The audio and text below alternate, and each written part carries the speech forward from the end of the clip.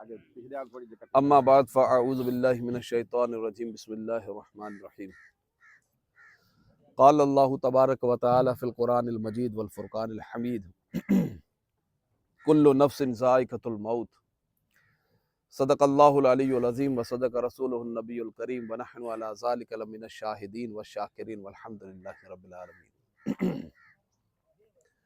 ہمارے پاس تقریباً صرف 15 منٹ کا وقت ہے، اور میں آج ایک بڑے انوکھے موضوع پر بیان تو کیا بلکہ آپ کے سامنے کچھ شرعی مسائل ذکر کرنے کی کوشش کروں گا۔ اللہ تعالیٰ قرآن پاک میں ارشاد فرماتا ہے کہ ہر جان نے موت کا مزہ چکھنا ہے۔ ہر گھر میں میت ہوتی ہے، کسی کا باپ، کسی کی والدہ، کسی کا دادا، کسی کی دادی، کسی کا بھائی، کسی کا بیٹا، کسی کی زوجہ اس دنیا سے چلے جاتے ہیں۔ بحیثیت مسلمان آج تک شاید ہم نے اس چیز کو سیکھنے کی ضرورت محسوس نہیں کی کہ اگر ہمارے گھر میں کبھی میت ہو جائے تو مجھے کیا کیا شریعت اقدامات اختیار کرنے کو کہتی ہے کہ وہ کام میں کروں تاکہ اپنے مردے کا غسل، اس کا کفن، اس کا دفن، اس کے بعد کے سارے معاملات شریعت کے عین مطابق ہو جائیں۔ ساؤنڈ لگا ہوا نہیں ہے تو اگر اور زیادہ قریب ہو جائیں گے تو کچھ سننے میں آسانی ہو جائے گی۔ میرا حسن ظن ہے شاید اس موضوع پر آپ نے پہلے کبھی نہ سنا ہو، تو قریب تشریف لے آئیں۔ دیکھیں، سب سے پہلے تو یہ سنیں کہ جب انسان نزع کے عالم میں ہو، یعنی ابھی قریب الموت ہے، ابھی مرنے لگا ہے، تو گھر والوں کو اس وقت کیا کرنا چاہیے؟ ہمارے یہاں بلند آواز سے سارے مل کر کہہ رہے ہوتے کلمہ پڑھو، کلمہ پڑھو، کلمہ پڑھو، شہادت پڑھو، کلمہ شہادت پڑھو۔ تو علماء نے فرمایا کہ جب بندہ مرنے لگے تو کبھی بھی اس کو کلمے کی تلقین نہ کریں، سارے مل کر اس کے سامنے ورد کرنا شروع کر دیں۔ جب سارے مل کر پڑھنا شروع کر دیں گے لا الہ الا اللہ، لا الہ الا اللہ، تو مردے کو یاد آ جائے گا۔ جب یاد آئے گا تو مردہ بھی اس کو، مردہ تو ابھی ہوا نہیں ہے، مرنے کے قریب ہے، تو وہ بھی اس کو پڑھنا شروع کر دے گا۔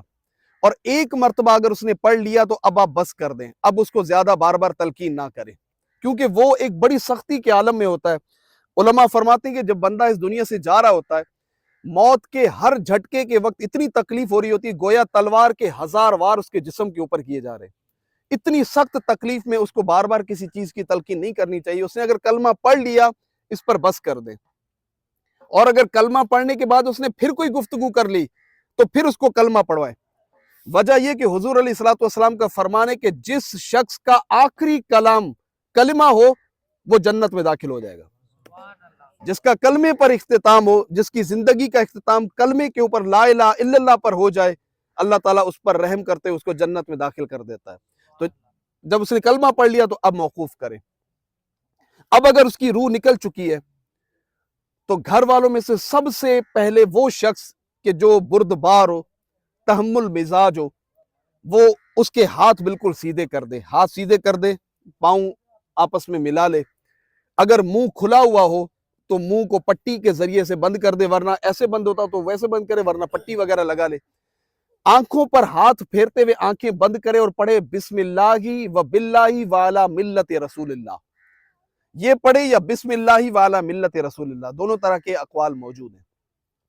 اور اس کے پیٹ کے اوپر کوئی رلی، کمبل، رضائی وغیرہ یا کوئی ایسی بھاری چیز رکھ دے تاکہ اس کا پیٹ پھولے نہ۔ ٹھیک ہے، روح نکل گئی، اس کے دونوں انگوٹھے باندھ دے پاؤں کے، اور اس کے جسم کے اوپر چادر ڈال دے۔ چادر ڈالنے کی وجہ کیا ہے؟ علماء فرماتے ہیں کہ جب بندہ اس دنیا سے انتقال کر جائے تو جب تک اس کے جسم پر چادر وغیرہ نہ ہو تو اس کے پاس بیٹھ کر قرآن پاک کی تلاوت کرنا مکروہ ہے۔ دو اقوال ہیں جن میں سے ایک قول یہ بھی ہے کہ مکروہ ہے۔ ذکر و اذکار کر سکتے ہیں، تلاوت نہیں کر سکتے، تو اگر اس کا جسم ڈھکا ہوا ہو تو تلاوت کی جا سکتی ہے، اس میں کوئی بھی حرج نہیں۔ اب یہ مرحلہ ہو گیا اس کی روح نکلنے کا۔ اس کے بعد نیکسٹ اسٹیپ آتا ہے غسل کا۔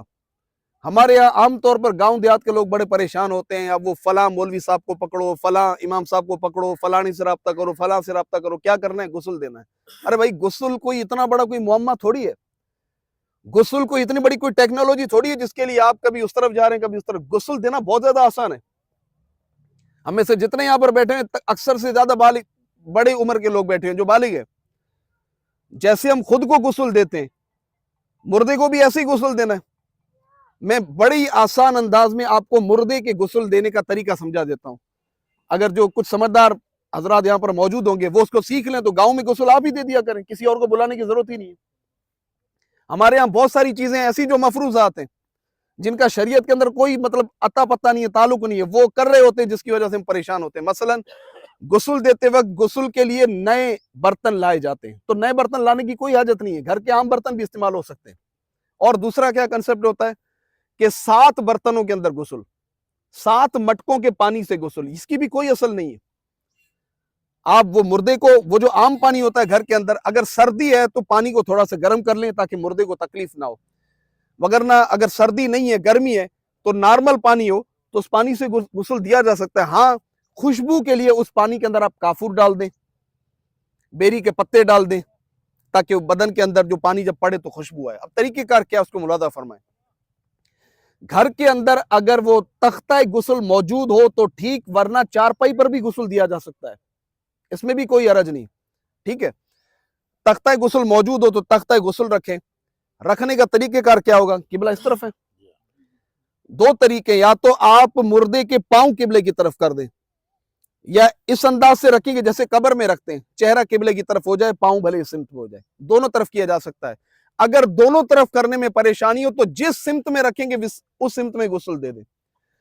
आप अगरबत्ती लें और 3 मरतबा या 7 मरतबा या 5 मरतबा या 7 मरतबा तख्ता गुस्ल के चारों तरफ यूं धूनी दे दें। ये धूनी दे दी, तख्ता गुस्ल को साफ भी कर दें, पानी बहा दें ताकि अगर पिछले गुस्ल में कोई गंदगी थी तो वो बह जाए। आपने मुर्दे को रखा तख्ते पर, ये कोट या कपड़े की जो सिलाई होती है, इस सिलाई की जगह से कैंची चलाना शुरू करें। कपड़ा कटेगा, यहां से आपने कैंची चलाई, यहां से ये जगह खाली हो गई, यहां से कैंची चलाई, यहां से ये जगह, और ये ऊपर वाली जो ये जगह है यहां से कैंची चलाएं।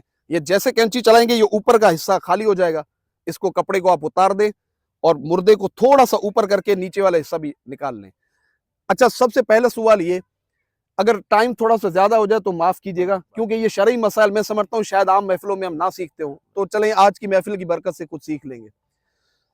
ये जो कपड़े आमतौर पे लोग इसको दफन कर देते हैं, क्यों? मुर्दे का कपड़ा है, इसको अगर कोई पहनेगा मर जाएगा। कपड़ा पहनने से कोई कैसे मर सकता है? ये कपड़ा बिल्कुल दुरुस्त कपड़ा है।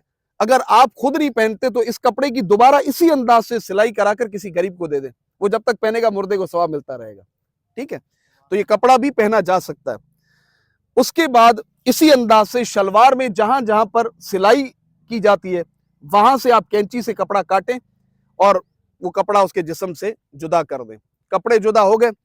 अब सबसे पहले जब आप कफन के कपड़े वगैरह लेंगे तो आपको 2 दस्ताने मिलेंगे, हाथ के दस्ताने, उनको आप बांध लें।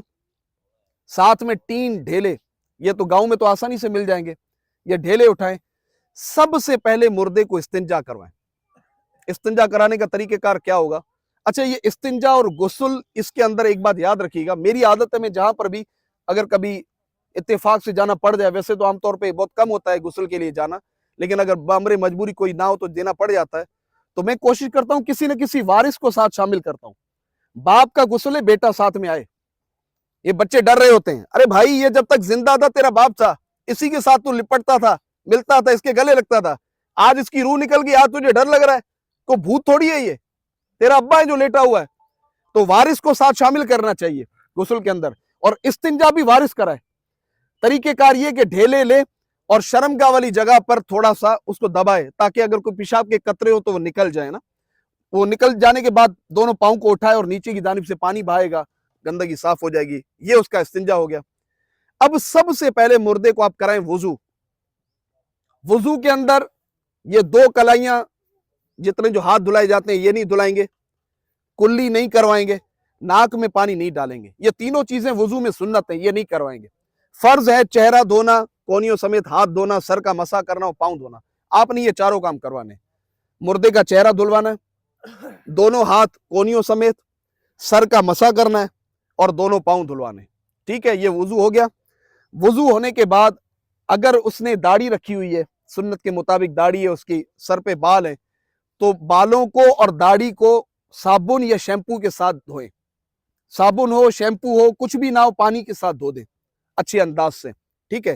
کنگھی نہیں کرنی، بعض لوگ کنگھی کرتے، مردے کو کنگھی کبھی بھی نہیں کرنی، نہ غسل کے بعد نہ داڑھی وغیرہ دھونے کے بعد۔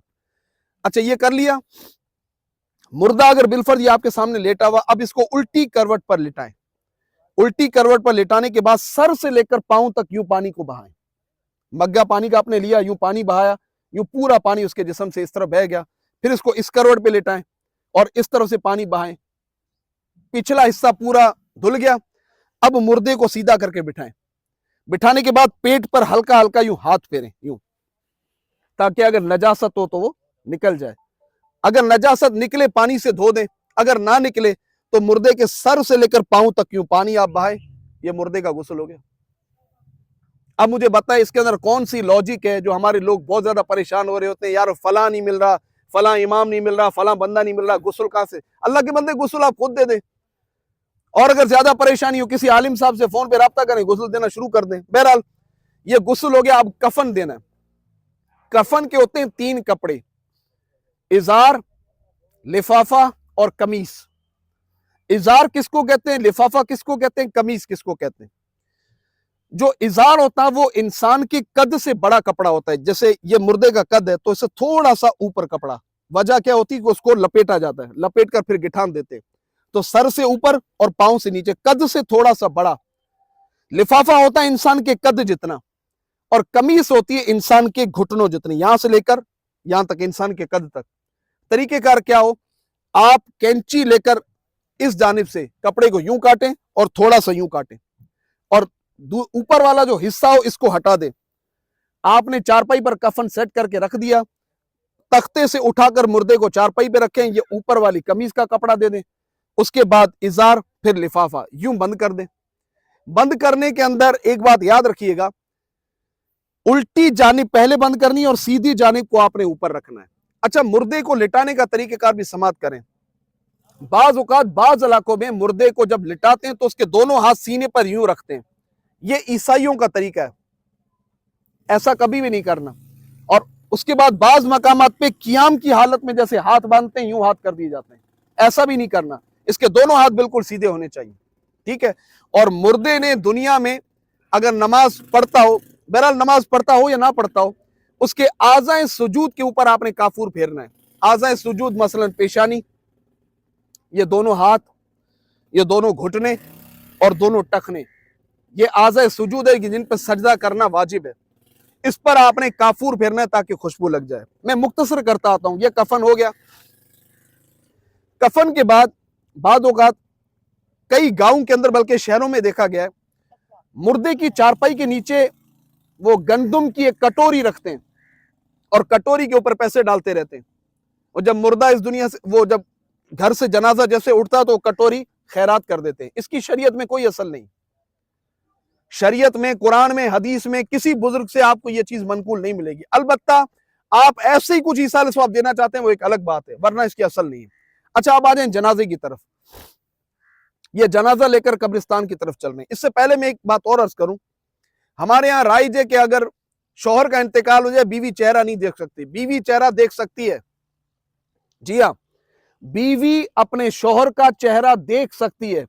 یہاں تک علماء نے لکھا کہ کوئی اور اگر غسل دینے والا نہ ہو تو بیوی غسل بھی دے سکتی ہے، اور شوہر بھی اپنی بیوی کا چہرہ دیکھ سکتا ہے، البتہ اس کے جنازے کو کندھا دے سکتا ہے، اسے قبر میں اتار سکتا ہے، البتہ اس کے جسم کو بلا حائل چھو نہیں سکتا، اور اگر بیوی کو غسل دینے والا کوئی نہ ہو تو شوہر غسل نہیں دے سکتا، دیکھ سکتا ہے، اسے قبر میں بھی اتار سکتا ہے۔